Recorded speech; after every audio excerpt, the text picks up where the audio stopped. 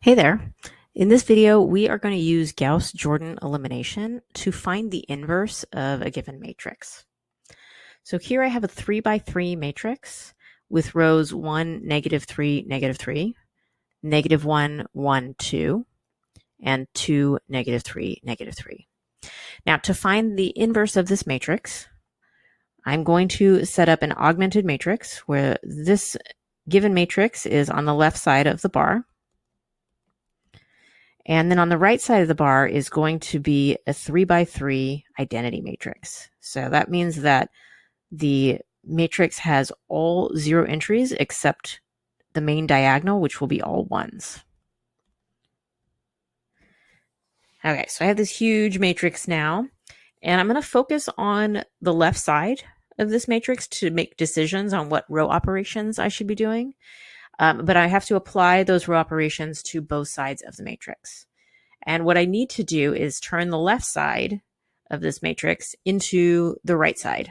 I need to make the left side an identity matrix. And whatever I end up with on the right side will be the inverse of the matrix I started out with. Okay, so looking at this, I already have a 1 in the first position, row 1, column 1. So I want to get zeros underneath that. So in row 2, I'm just going to add row 3 to it. Or sorry, not row 3, row 1. I'm going to add row 1 to it, and that'll give me a 0 there, -1 plus 1. And for row 3, I'm going to go ahead and take care of that at the same time. I need to subtract 2 times row 1 from that one. You could use row 2 here if you want. This is just personal choice. Okay, so the first row does not change on either side. And then -1 plus 1 is 0. 1 plus -3 is -2. 2 plus -3 is -1. 0 plus 1 is 1. 1 plus 0 is 1. And 0 plus 0 is 0. So this is my new row 2. For row 3, 2 minus 2 times 1 is 0. -3 minus 2 times -3 is +3. And I get the same thing for the next one. And then 0 minus 2 times 1 is -2. 0 minus 2 times 0 is 0. And 1 minus 2 times 0 is, still 1. Okay, first column is taken care of. Now I want to start working on the second column. Now I notice that if I add the second row and the third row, I'm going to get a 1 for that addition. So I'm going to take row 2 plus row 3. And that's going to give me a 1 there. And I noticed that just coincidentally here, that row 1 and row 3, if I were to add those 2 rows, I would get zeros in the second and third columns. And so for row 1, I need zeros after that leading 1. So I'm going to take row 1 and I'm going to add row 3 to it. It won't affect the leading 1 in the row, but it will zero out the rest of the row. And then the first row will be taken care of. I won't have to do anything else with it. Okay, so doing that, I have 1 plus 0 is 1, -3 plus 3 is 0, -3 plus 3 is 0.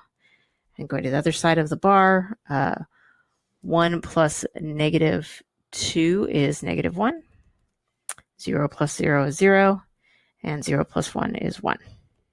So there's my first row.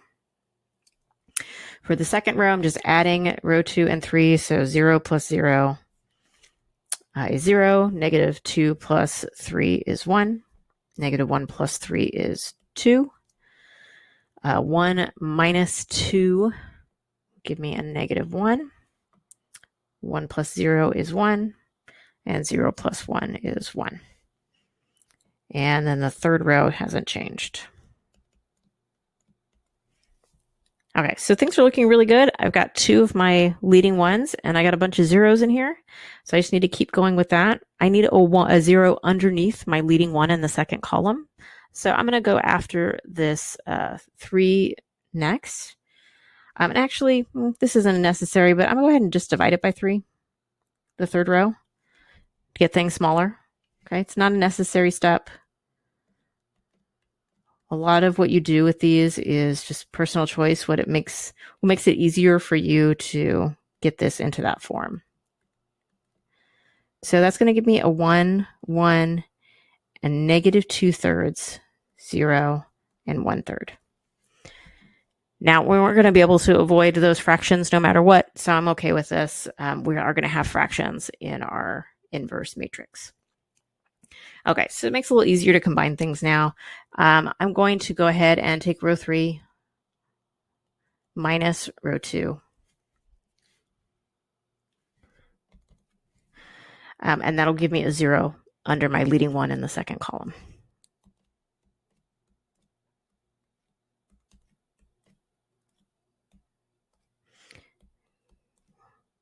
Okay, the first 2 rows don't change, so I'm just going to rewrite those. Okay, so 1 minus 1 is 0. 1 minus 2 is negative 1. Negative 2/3 minus negative 1 gives me 1/3. Use a calculator for this. It's really easy to make a mistake here. 0 minus 1 is negative 1. And 1/3 minus 1 is negative 2/3. Okay, believe it or not, we're really close to our final inverse matrix. I need this negative 1 in the third row to be positive, so I'm going to multiply by negative 1. And I also need to get rid of the 2 that is above it. And so I can rewrite this and then get rid of it, but it's okay to get rid of it right now. So in row 2, I'm going to take and add 2 times row 3.